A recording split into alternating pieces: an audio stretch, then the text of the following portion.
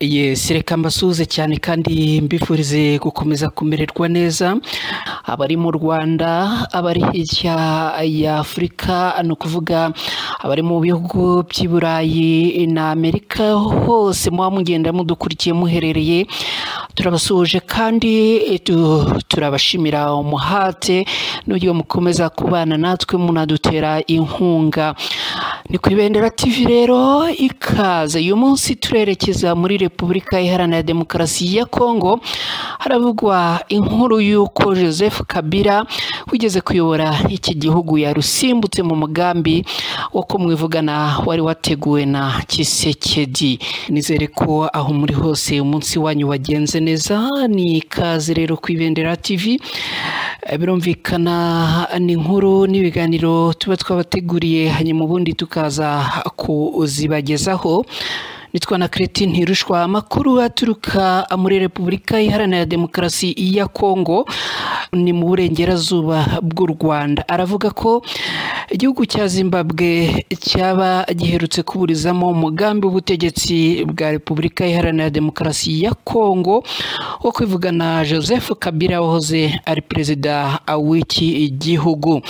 Reka mbere yo kubagezaho iyi nkuru yose uko yakabaye, tubanze tubibutse Joseph Kabila ni muntu uki. Joseph Kabila Kabange ni umukongomani wabaye perezida w'iki gihugu kuva mu kwezi kwa mbere mu mwaka w'ibihumbi 2001 kugeza mu kwezi kwa mbere mu mwaka w'ibihumbi 2019. Akaba yaratangiye kuyobora iki gihugu nyuma y'iminsi 10 gusa ise Laurent Desire Kabila wari perezida yitabye Imana arashwe. Uyu Joseph Kabila yavutse mu kwezi kwa gatandatu ku itariki 4 mu mwaka wa 1971. Akaba afite abana babiri ari bo Sifa Kabila na Laurent Desire Kabila Junior. Akaba uyu Joseph Kabila yarashyingiranwe na Olive Rembe Disita aba mu ishyaka rya People's Party for Reconciliation and Democracy. Reka rero ubwo tumaze kubibutsa uyu Joseph Kabila uwari we, noneho twinjire neza muri iyi nkuru nyamukuru irebana n'uburyo haburijwemo umugambi wo kumwivugana. Mu mpera z'icyumweru gishize nibwo iharare mu murwa mukuru wa Zimbabwe habereye inama y'abakuru b'ibihugu bagize umuryango wa Afurika y'Amajyepfo SADC. Perezida Tshisekedi uyobora Repubulika Iharanira Demokarasi ya Kongo akaba ari mu baperezida abitabiriye iyi nama. Amakuru avuga ko iharare Tshisekedi yari yajyanyeyo n'itsinda y'abakozi 34 bose b'urwego rushinzwe ubutasi muri Repubulika Iharanira Demokarasi ya Kongo biyitiriraga kuba ari abacuruzi gusa. Abo ngo bakaba bari mu mugambi wo guhiga bukware ngo bivugane abarimo Joseph Kabila na General John Numbi umaze igihe uhigishwa uruhindu na leta ya Kinshasa. Numbi wigeze kuba umuyobozi mukuru wa polisi ya Repubulika Iharanira Demokarasi ya Kongo. Bimaze igihe bivugwa ko aba mu gihugu cya Zimbabwe mu gihe Kabila umaze amezi make ahunze Repubulika Iharanira Demokarasi ya Kongo. Bitazwi neza aho aherereye, gusa bikavugwa ko nawe aba muri iki gihugu cya Zimbabwe. Amakuru avuga kandi ko General Major Christian Ndaiwele ukuriye ubutasi bwa gisirikare muri Repubulika Iharanira Demokarasi ya Kongo ari we wari uyoboye uyu mugambi wo kwivugana aba bombi, no kuvuga Joseph Kabila ndetse n'uyu mugabo wahoze akuriye igipolisi cya Repubulika Iharanira Demokarasi ya Kongo. Bivugwa ko uyu General Major Christian Ndaiwele akigera muri Zimbabwe yatse amacumbi muri hoteli eshatu zitandukanye kugira ngo bimworohere gucungira hafi abo yahigaga. Ikindi kandi ngo buri nyuma y'amasaha 3 uyu yahinduraga imodoka agendamo kugira ngo hatagira umenya uyu mugambi yararimo.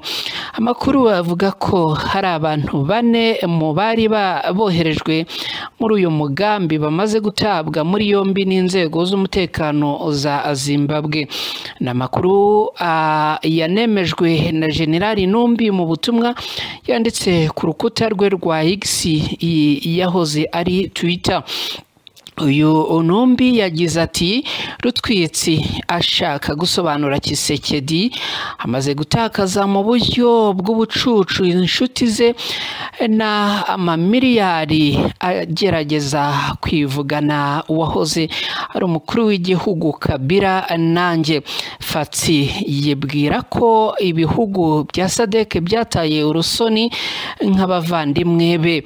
Inzego z'ubutasi muri Zimbabwe zivugwa ko zagize uruhare runini mu kuburizamo umugambi wo kwivugana Joseph Kabila kuko ngo bayobyaga uburari bwaho acumbitse, bityo bigacanganyikisha izi ingabo za Tshisekedi. Tshisekedi yatangiye kugerageza kwivugana Joseph Kabila mu gihe aheruka kumushinja kuba ari mu bashaka kumuhirika ku butegetsi, aho Tshisekedi yaheruka gutangaza ko Joseph Kabila akorana bya hafi n'umutwe wa M23 ubarizwa muri AFC ya Corneille Nangaa.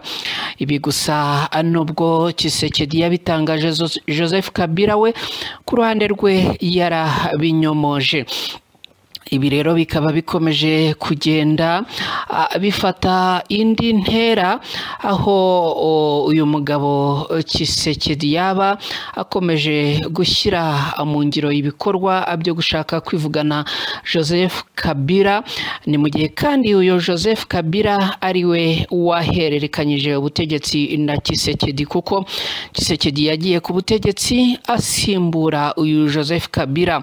Gusa nyuma yo kujya ku butegetsi aba bombi bakomeje kugenda barebana ayingwe, batumvikana. Ahanini umwe agashinja undi kutayoborana ubushishozi no kutarengera abaturage, kuko avuga ko abaturage bakomeza kugenda bicwa, hanyuma undi nawe agashinza undi kuba mu bashaka kumuhirika ku butegetsi. Nago rero byoroshye, reka ariko ibi byose tubihe umwanya, tubihange amaso. Ni ku Ibendera TV, nitwa Nakreti Ntirushwa. Ni mu nkuru twagarukagaho irebana n'umugambi waburijwemo kwivugana Joseph Kabila. Reka rero dusoreze ahangaha, ariko mbibutsa gukora like, share na subscribe kuri channel yacu. Ari nako nshimira mwe mugenda amutwereka ko muri kumwe natwe. Nshimira kaye namwe mwamaze gukora subscribe kuri channel yacu Ibendera TV. Ndabashimiye cyane, mugire amahoro.